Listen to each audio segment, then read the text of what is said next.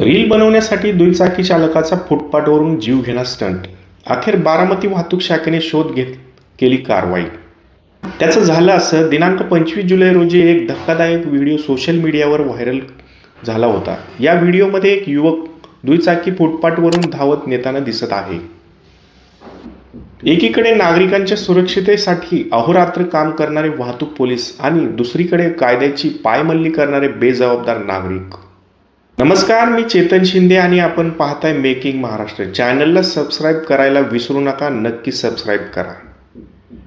बारामती शहरामध्ये व्हिडिओचा मागोवा काढत बारामती वाहतूक शाखेने MH42 BP 0090 ही दुचाकी गाडी तात्काळ शोधून काढली आणि संबंधित युवकाची ओळख पटली.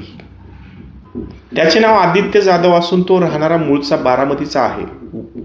वाहतूक शाखेने गाडी ताब्यात घेऊन मोटर वाहन कायदा कलम 207 प्रमाणे नोटीसही बजावली आहे.